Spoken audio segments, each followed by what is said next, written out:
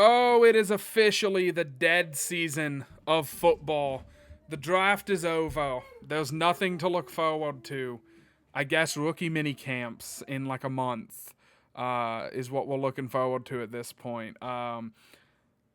Football is dead. The Reds have lost 2 games by like 8 today because they played a doubleheader against St. Louis and lost both of the games by like, I'm not kidding, 8.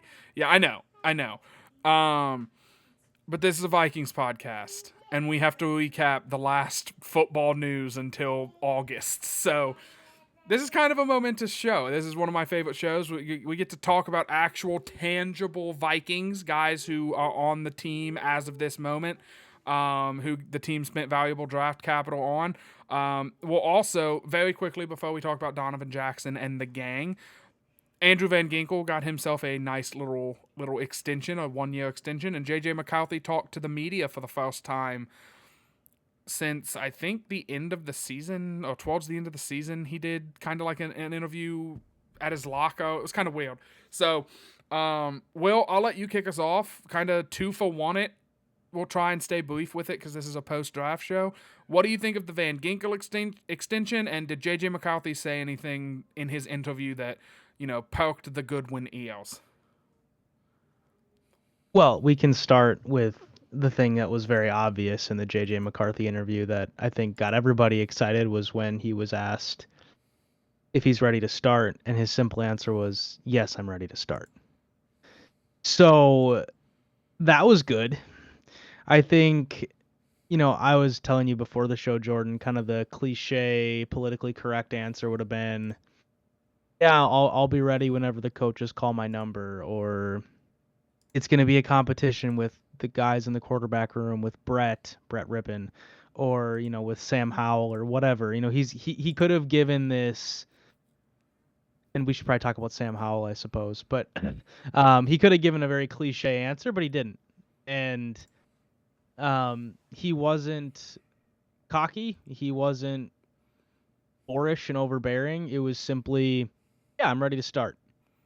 Give me the keys. And something that is intriguing to me about JJ McCarthy is, and there's a lot of things that are intriguing about JJ McCarthy. He's like an overall just kind of weird guy, and I think that's like a really intriguing thing. He's kind of got shades of Aaron Rodgers in the best way, where he's a very deep thinker and he's a very, like he's very introspective, and he's, self improvement, and he meditates every day, and He's a hippie.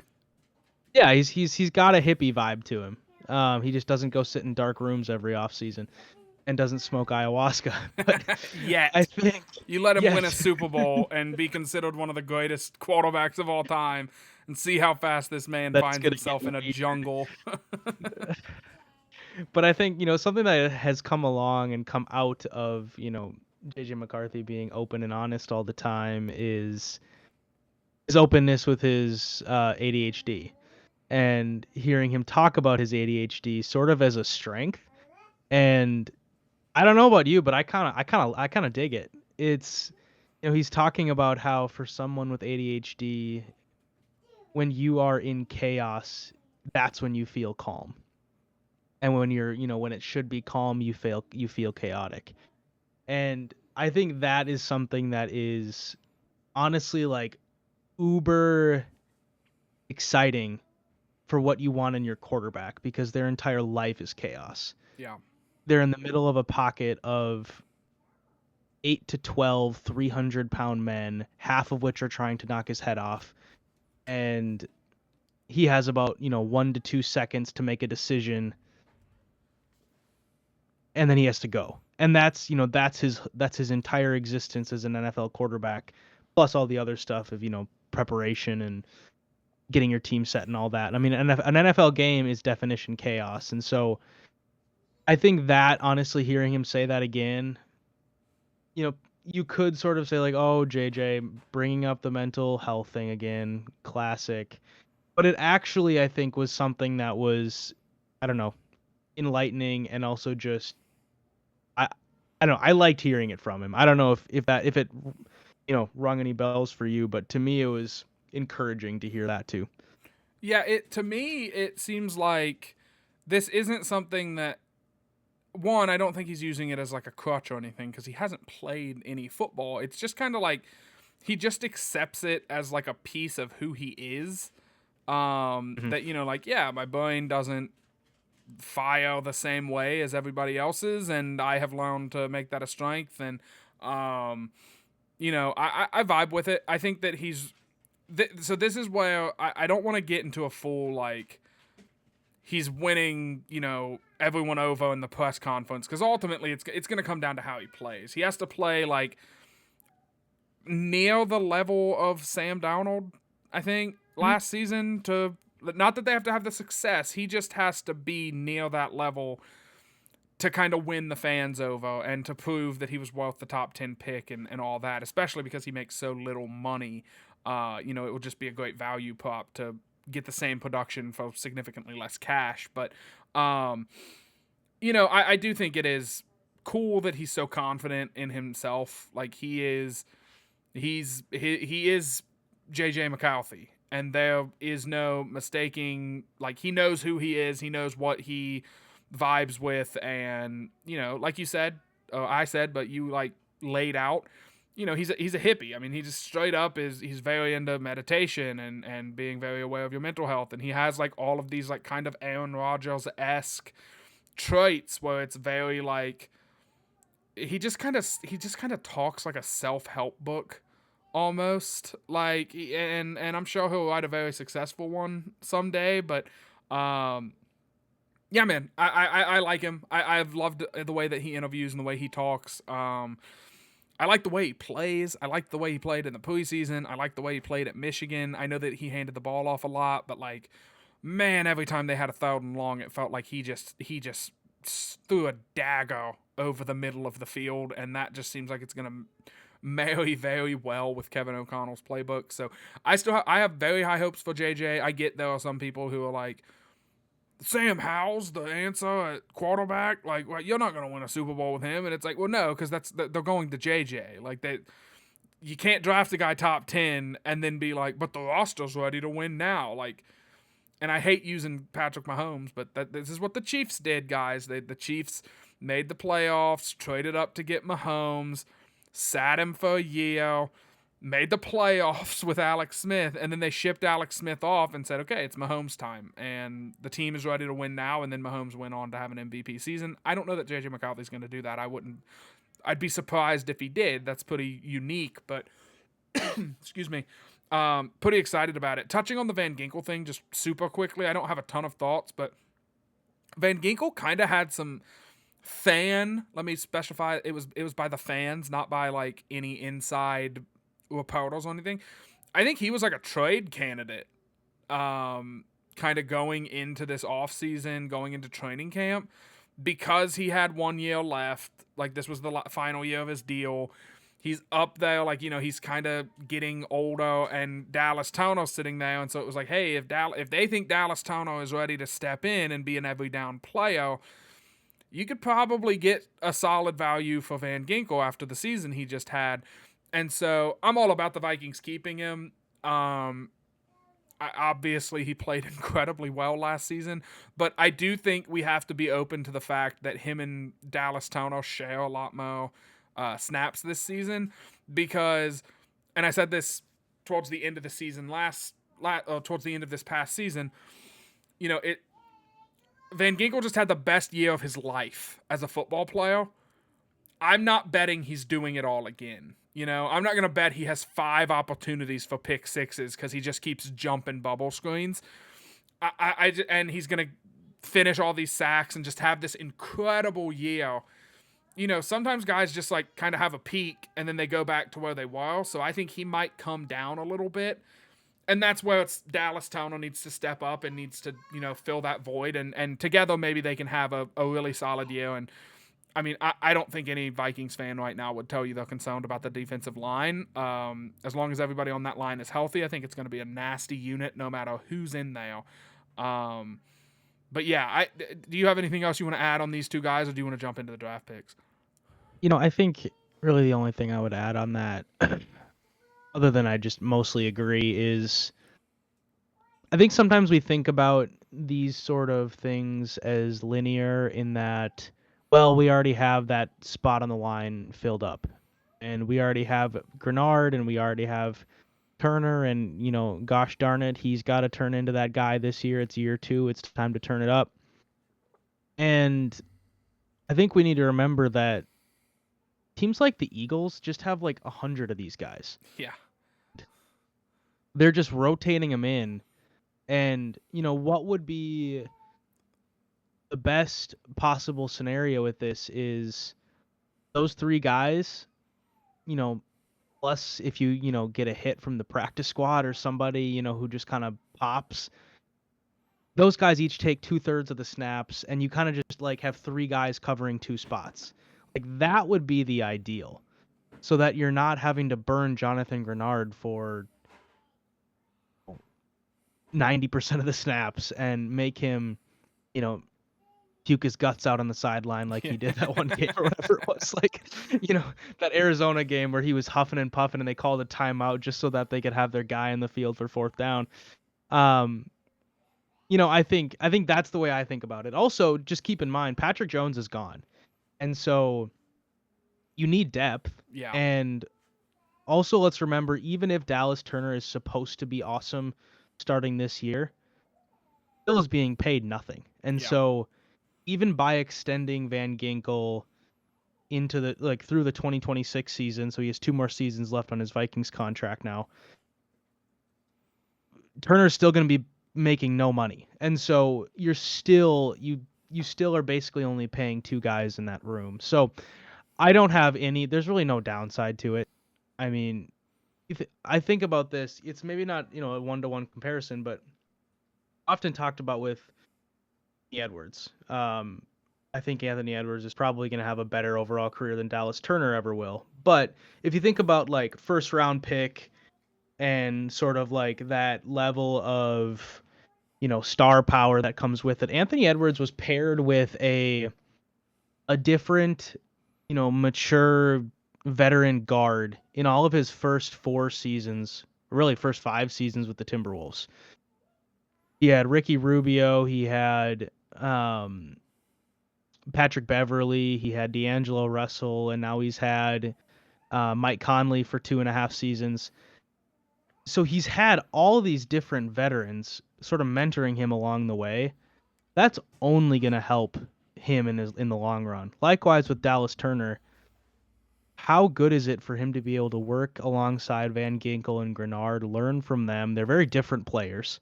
I think Turner's going to be more like Grenard than he is Van Ginkel. But we saw a little bit of Van Ginkel from Turner last year. That interception in Seattle, like that was a play that I don't think any of us would have seen coming from him coming out of the draft. And so, I think there's some positive there as well. So overall, I don't see a negative to this. Again, it's the positive of the Vikings, hopefully, having their franchise quarterback in a rookie contract where you're not paying him, you can pay everybody else. And so you give Andrew Van Ginkel an extra year, $23 million. That puts him in the top echelon of, annual contracts for edge rushers, but it's not the top.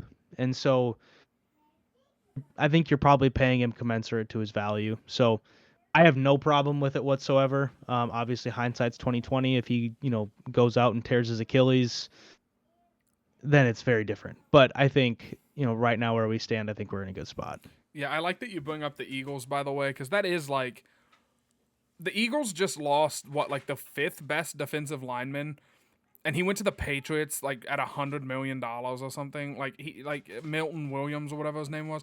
Like there were Vikings fans. Excuse me.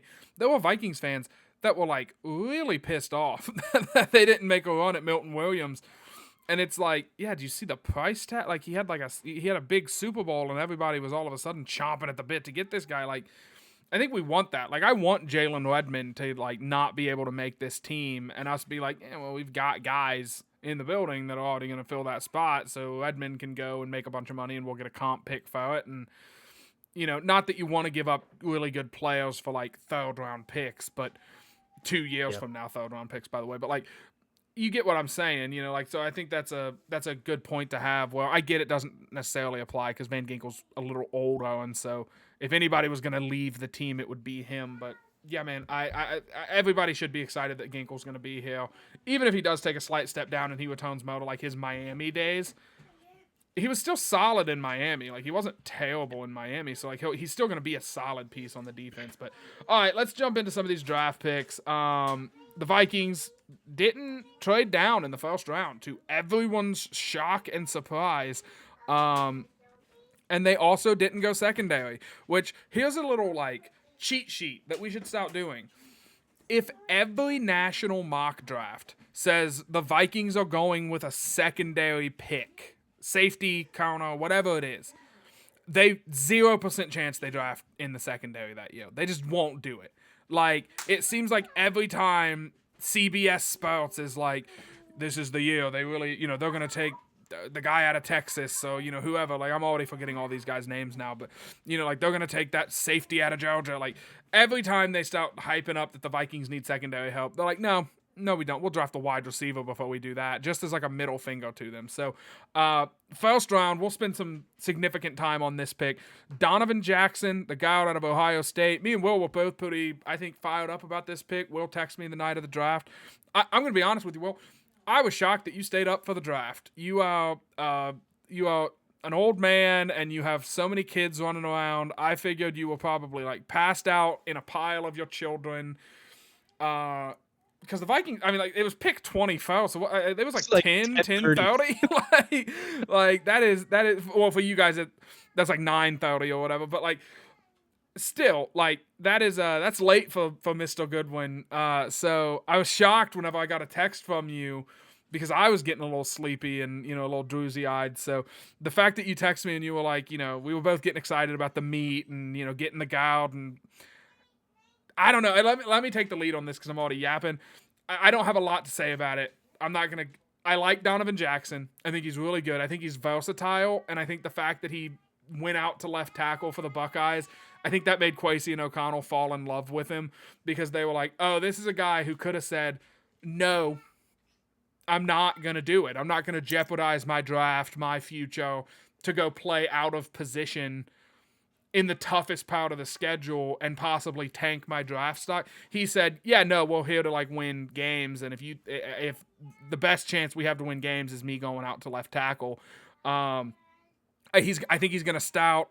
And the Vikings, I think, are going to complete the, hey, we only had like 2 guys on the offensive line we want to keep.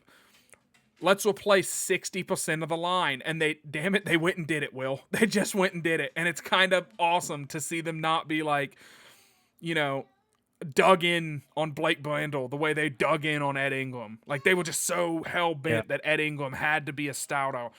And it took, like a year and a half for them to finally get Dalton Risner and, like, plug that hole with really, like, not a great guard, just like a barely serviceable guard. So to bring in Donovan Jackson, I think he's going to be really good. I'm really excited about it. And he kind of has that nastiness that I like in offensive linemen. And I'm excited to watch the Vikings run the ball this season. That's all. I don't even think he's that, like, he's not, like, his strength is pass blocking.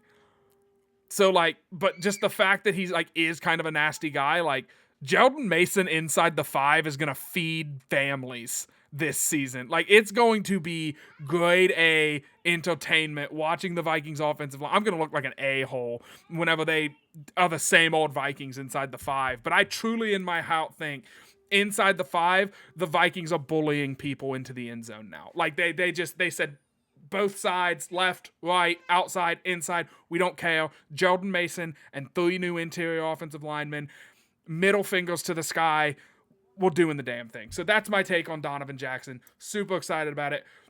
Let's see if you do you know what to do here? Will, I'm gonna say OH, and then you say IO. That's what I'm talking about. And that's coming from a Notre Dame fan who was pretty upset when they beat us in the national championship. But OHIO, baby, let's go. You mentioned Ed Ingram. I just couldn't help but chuckle because, and this is, Ed Ingram catching strays. I mean, poor guy. He's on a new team. He's got new life. the best to Mr. Ingram down in Houston. I hope he succeeds. But honestly, man, the first thing I thought of watching Donovan Jackson's interviews was, man, this guy sounds a lot smarter than Ed Ingram. And it was just jumping off my screen. Like, he just spoke with intelligence and confidence and clarity, and I mean it's no secret that he's a smart guy. He had the highest GPA on his Ohio State football team last season. They won the national championship. He switched positions mid-season. Um, he spoke highly of his upbringing, how his parents pushed him, all that. He seems like he's totally made of the right stuff. And so I think all that makes sense, but I just couldn't help but chuckle. Because to your point, I think it's like, okay, the Vikings finally realized that the sunk cost of Ed Ingram was just continuing to sink. Kwesi made, chicken salad out of chicken bones and got a draft pick for him, which was magic. I don't know how he did that. It's insane. But anyways, Donovan Jackson, some have said it's a reach. He was a second round grade, according to many. Others thought he was, you know, akin to, who was the Alabama guard that got drafted? Um, Bucco, Tyler Bucco, I believe. yeah, everybody loved him. And, I think he went like 12th overall or Yeah, something. yeah. And people were saying, oh, there's similarities between the two. And so I think, you can him and haw over it one way or the other. Time will tell. I think my perspective on these things tends to be, if the guy can play, I don't care if you get him in the first round or you get him in the seventh round. And the Vikings seemed intent on getting a guard in the first round. They didn't want to take a chance of losing him by trading back. There were already 4 guards selected before him, which was, honestly, I was watching the draft and my wife came down and I was like, this is weird. Like, normally if you're the Vikings and you're picking at 24, you would get your pick of the litter at offensive guards. But because this year's draft was so wonky, there weren't that many good wide receivers, there weren't that many good quarterbacks, And also, Philly just won the Super Bowl by 1,000,000 points by with having a bunch of 5 big good guys. offensive line. Like, I think that plays into it. I mean, it's a copycat league. Yeah. So I think like you said, all that plays into it. But all in all, I was excited by the pick. Part of me wanted them to go get Will Johnson from Michigan because he was there. But my other thought with him was, do we want another Andrew Booth Jr.? Another guy that's injury prone, another guy that never sees the field because he just keeps getting nicked up. And now, Will Johnson's probably going to go out and have an incredible career playing cornerback, and the Vikings will look back on it and say, "Oh shucks, we should have taken him." But I don't know. I was excited by the pick. You get a better chance of a hit rate in a first or second round guy, even if you reached and he was supposed to be a second round guy. You're going to get a better chance of a hit with him than waiting till the third or the fourth round to get a different guard. Yeah. So I'm fine with it. I'm good with it. The Vikings really like his intelligence. They really like how physical he is. Um, you know, so I think it's a good pick. Now I'm not, a draft aficionado. Neither of us are, but I think looking at the needs of the team, looking at how this guy compares to his peers, I think it's a good selection and it's one the Vikings needed. I think you put it really well when we were texting about it Thursday night, and you said, like, I think you said this. Maybe I'm just making this up, but like, if I'm making this up, don't correct me because it makes you sound smart. If he's your guy, go get him. Like, something to that effect of, like, if they like this guy and they think he fixes a problem, then you draft him and you don't get cute and trade down 18 picks with the Lions and, take a safety. Like you just don't, like, Kwesi got cute and I think he learned his lesson. And I think O'Connell has a big hand in who they draft now. And I think that's probably a good thing for Kwesi. Let Kwesi use his analytics on some of the, like, later mid-round guys to see if he can find some gems on the UDFAs. See if he can find some gems. But when it comes to using your first round pick, let O'Connell say, no, Jordan Addison's gonna be really good in my system. Just take him. Don't trade back. Just take Jordan Addison right now. He'll pair with Jefferson like gangbusters, like so. I like that they stuck and took him. And look, if there were 2 or 3 guards left, yeah, they probably would have traded down. But you have to draft. You can't go based off of a big build. At some point, when, like you said, 5 guards have went, you have to take one. You can't say, well, I'll trade down because Donovan Jackson's the 45th player on the official big builds. And so there's no way Houston, who also has completely torn down their offensive line, like the interior of their offensive line, and are trying to rebuild it, there's no way Houston would take Donovan Jackson if we traded down with someone, right? That wouldn't happen. No, like you take it because I think the way the Vikings look at it, yeah, they probably could have gotten like a second round pick next year, or maybe a first round pick, whatever the Giants gave up to Houston to move up to get whatever his name is, Ole Miss guy. Who's the Ole Miss QB? I can't think of his name. Jackson Dart. Jackson Dart, thank you. I'm just thinking of Tyler. Feels like an overdraft. It feels like that's crazy. I have thoughts about the QBs that went in this draft and when they went and just alive, man. And I don't claim to be like QB guy, but like wow, I was shocked. But anyway, I think Houston would have stuck. They would have taken Donovan Jackson, and the Vikings would have been like, awesome. We got a safety, Will Johnson or something in the second, and we have a bunch of picks next year, but like next year's picks don't keep JJ McCarthy standing upright. Next year's picks don't give JJ McCarthy the ability to run the ball either side, because now you have like a good offensive line. So like if you think he's going to be good, you take the guy and you get over it, and you let your fans cope, seethe, and maul, whatever the saying is. So I liked it. I think you liked it. We're both in agreement. Let's talk about the new Stephon Diggs. Vikings taking a mid-round wide receiver out of Maryland. That's just when have we seen this one before? Can't wait for this guy to, I can already hear it now. Felton sideline touchdown. It's gonna be exciting when who's the journeyman back? I guess it would be Sam Howell.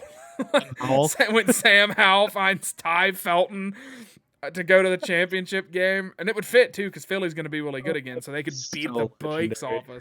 Yeah, but no, legitimately, Ty Felton out of Maryland. Vikings don't make any moves. It's expected that they weren't going to make any moves. Let me ask you this really quick: were you disappointed when they won't like? I wanted to see them move into the second round. I thought they were going to. I really thought they were going to move up and like get one of the corners that was falling. But I think the lack of capital in this year's draft prevented it. What did you think? I think it was that. I think, Kwesi at this point, it's become a meme with him on the lack of draft capital. He's like making fun of himself now at this point. But I mean, you already only had 4. He ended up turning it into 5. But and Sam Howell. I mean, that could have very quickly turned into 3. And some may say, who cares about 6th round picks? Kobe King and Gavin Bartholomew aren't going to hit anyways. It doesn't matter. But more throws at the dartboard. I mean, unless there was a certain corner that they were just salivating over in the second round, I just think it's fine. Yeah. I think.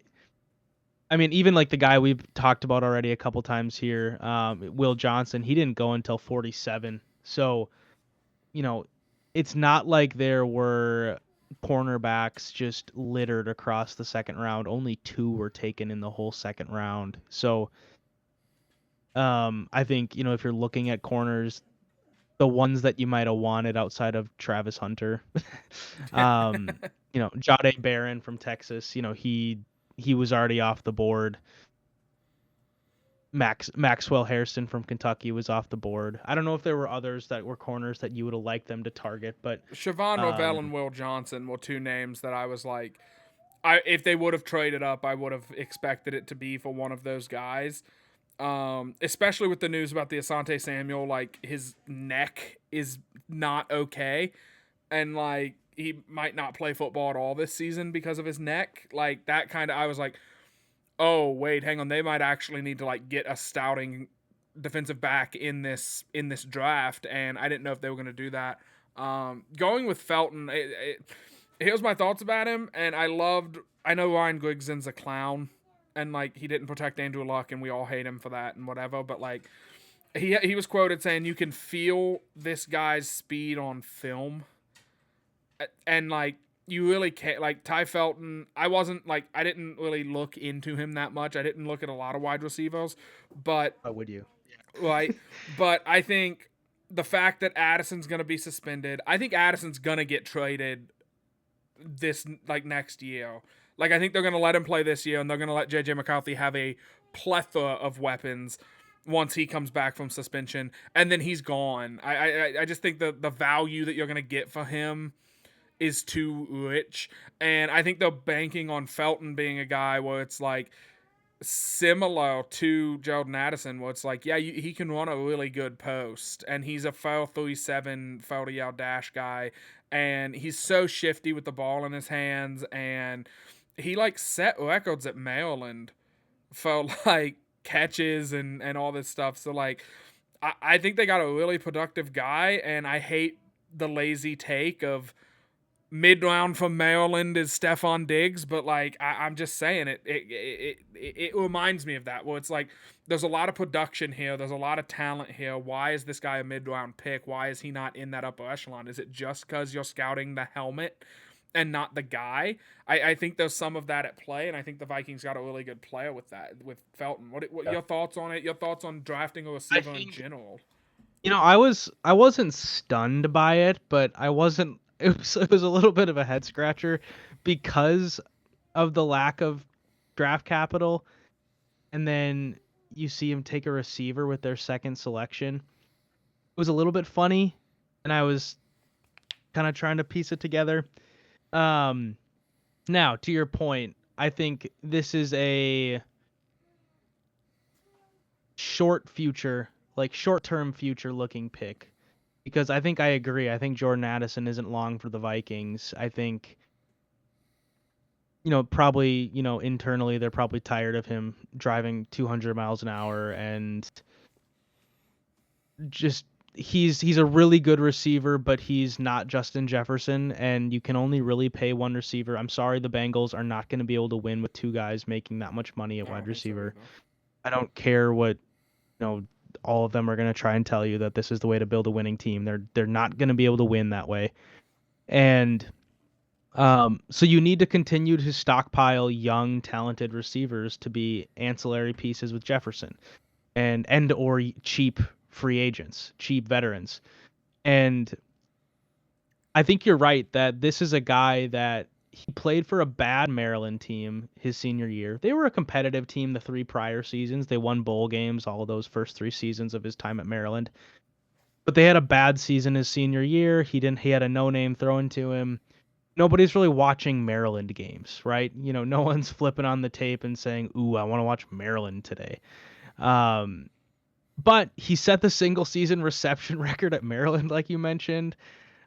He's got blazing speed, and I mean, what have we always said about the Vikings? They might not be great at the draft, but what they are great at is scouting receivers. It's the one position that they have seemed to always get right. And Except for so, Laquan Treadwell. except for Laquan Treadwell and Troy Yeah, Williamson, those Troy. two guys did not turn out well.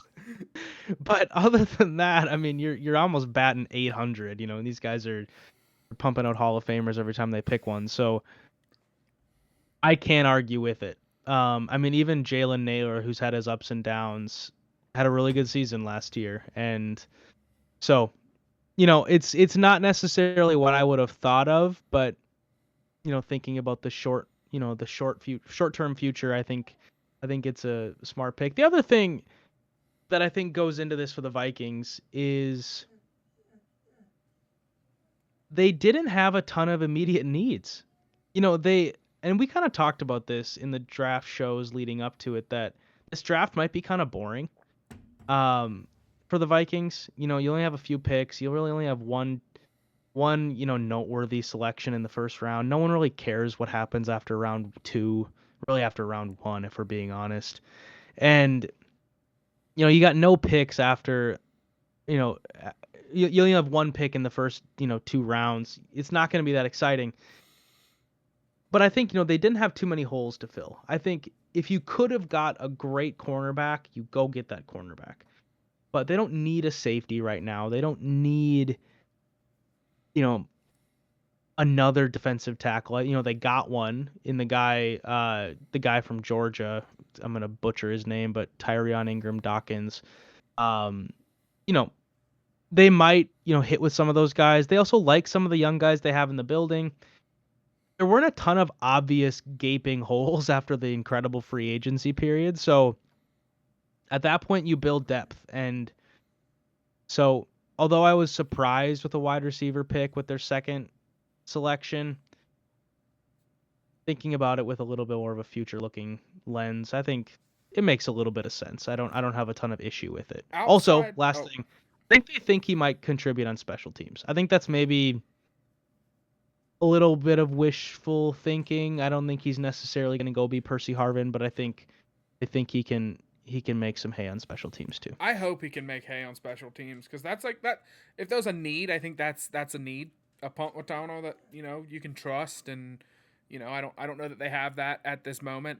Um, we'll talk about Tyrion Ingram Dawkins. I think he's worth mentioning, but we'll do it. We'll like speed round it, and then we'll mention the last two guys. But to your point about this draft kind of being bowing, it feels like outside of Donovan Jackson, who I think will stout this season, does every one of these picks kind of feels like special teams.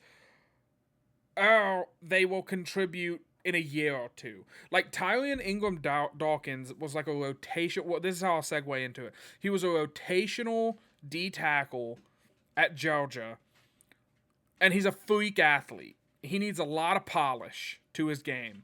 And so the Vikings bring him in, freak athlete. They're going to say, let's see if we can make him a freak athlete in the NFL and polish him. And maybe in a year or two, him and Jalen Redmond can hold it down. Or him and defensive tackle TBD can hold it down. But, like, it kind of works that he was already, like, a rotational guy. Because it's like, if you hit on him and he's a rotational guy, he's used to that. So, like, it's not like you're going to take this guy who played, 5-6 snaps a game or however many snaps a game. You're not taking him and being like, we need you to stout like 98% of the snaps this season, man. We don't have anybody. Because you went out and you spent a bunch of money on, a 30 and a 32-year-old, and you already have Redmond, you have Harrison Phillips, and, you have Levi Drake Rodriguez, and it's like, I don't know, like, is LDL even going to make the roster? Is anyone going to be shocked if he doesn't? Like, and I like LDL, but like, yeah, cool. He gets there really early and he walks out really hard. Like, I get it, but like at some point, it's a football team, and you love the guys that you love. It's why I don't get attached to guys after the third round anymore, because they're just fodder that if you hit on, it's cool, and if you don't, you hope they can contribute on special teams. Like that's legit, or you hope that they are like a decent depth piece where it's like if they have to come in and play a game or two, they hold their own. But we don't want them stouting the entire season, playoff games, stuff like that. So I'm excited about Ingram Dawkins. Do you have any like takes on that before we talk about Kobe King and Gavin Bartholomew? No. Okay. Then the Vikings also drafted Gavin Bartholomew and Kobe King. Kobe King, special teamer. Gavin Bartholomew. Meet Johnny Munt 2 Electric Bartholomew. It's, that's pretty cool. Like, I can't wait for 5 years from now when he signs in Jacksonville, like, because they take all of our flipping backup tight ends. But, I don't know, man. We're already like over half an hour into this show, so I'll just go ahead and give my final thoughts, and then we'll get out of here. We'll do like a look at the rest of the NFC North's draft. The Vikings signed a bunch of UDFAs, by the way. A lot of them were like steals, because they were ranked 180th on the consensus big boards, and the Vikings got them as UDFAs. Stop getting excited about this. Get into golf or baseball. I beg you. Stop getting attached to UDFAs. I've been you that gets attached to that. It never works. It works like one time in 20 years, and it's Adam Thielen. And everybody, and then you get annoyed because everybody keeps talking about how he almost sold dental insurance. So, my final thoughts really quickly. I told Will before the show I was going to talk about Shadell Sandos, and I'm not going to take a poop on the guy. I'm not going to talk about his draft fall or anything. I'm going to point out a hot take. My dad texted me going into day 3, and he was like, the Vikings should take Shadell Sandos. And I think he said it as rage bait to me because he knows I love J.J. McCarthy. Here we go. This is it. I agree with him. They should have taken Shadell Sandos. And like, okay, I agreed with him. Seeing what I see now about like him taking FaceTime calls, doing draft interviews, and him not studying playbooks, and just basically seeming like a complete douchebag. Maybe not, but on the field, Shadell Sandos to me seems like he should have been an Andy Dalton or Derek Carr, end of the first, beginning of the second kind of talent. And if the Vikings would have taken him, it would have just been a little bit of insurance as like a JJ McCarthy's the guy. But I swear to God, if you're not the guy, we have Deion Sanders' kid. He's right there, and he's ready to strike. Because you know what I like, and again, I know because we don't live in a vacuum where it's it's not Madden and no one has personalities and they're just numbers and figures and stuff, like they're human beings. Deion Sanders probably would have immediately released like a hit piece on JJ McCarthy and talked about how much of a bum he was, and it would have been a circus. So I'm happy that circus isn't in town. But I love Shadell Sandos, and I hope that he tears the league apart. I hope he shreds this league down and reduces it to atoms. Because like it just goes full Thanos on him. Because I don't care how much of a punk he seemed like in his draft interviews. I'm ready. It's Deion's kid, man. Would that not be cool for Deion's kid to be really good at football as well, and for him to like score a bunch of touchdowns and then like be hitting the wrist on people and like I don't know. It's like it's just cool. It's cool when we get good athletes, and it seems like there's not good quarterbacks. Like I don't like Cam Ward that much, so like it would be cool if somebody from this draft class was good. Dylan Gabriel in the 3rd round. Are we smoking crack? Are we smoking crack cocaine, guys? Dylan Gabriel, the left-hander that played 7 years of college football at like 20 schools. Yeah, and he's 6 inches tall. He's like an action figure. He's a left-handed action figure. And he's like an old action figure. Like, insane. It's just insanity. And Tyler Shuck in the 2nd, I believe, to the Saints. That's a well-run franchise. I'll tell you that much right now. That is a well-run franchise, drafting Tyler Shuck in the 2nd round. Just an insane year for quarterbacks and my opinions on them.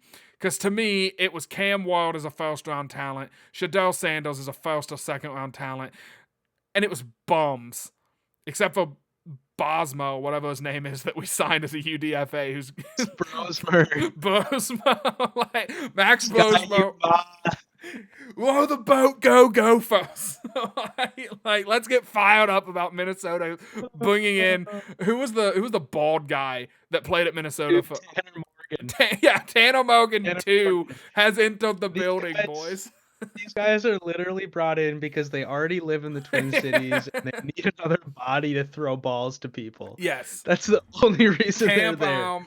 Camp and I keep seeing people, they're like, I'm sorry, my final thoughts are going so long, but I keep seeing people and they're like, Max Bosmo's the perfect project quarterback, and it's like, shut up, dude. He's there to stand by the punt returner and throw the ball back to the punter. That's all he's there to do. Like, and I hope I'm wrong. I'll clip this. I'll come back and find this show and clip it if Max Bosmo proves us wrong and, has a good career. He's not going to. He's a good project quarterback. So those are my final thoughts. What a poo-poo QB draft. Looney Tunes, fall for Shadell. It was the draft sucked to watch. I didn't watch a ton of it. I was camping this weekend, so I kind of tuned in and out as I could. But yeah. Make sure to follow the show at LTB Vikings. Smash that subscribe button. Hammer the like button like Tyler Shuck throwing a ball directly into the ground 10 yards in front of him. And if you don't comment on the video, then the algorithm will think our show is as small as Dylan Gabriel. So follow Will at Will Badloose. Check out the Bad Loser blog, VikingsTerritory.com. I'm Jordan Hawthorne. Will, I'll pass it off to you and finally shut my trap. I don't even know if I can follow that.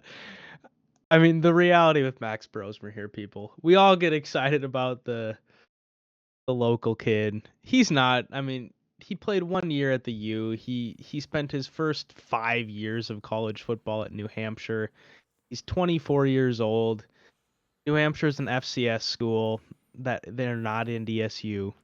It's just it's not gonna happen. I have a And so question. it's cute. It's fun. Yes, go ahead. Is it Boaz or Bose? Bros. Okay, we're calling him, and it's Max, right? We're calling him Max Hosmo because he's got a hose. And this is now a Max Hosmo show, okay? He should stout over JJ McCarthy. Oh, I thought final thoughts were done. Um we're doing great. Yeah, I mean, we'll talk more about the rest of the NFC North drafts.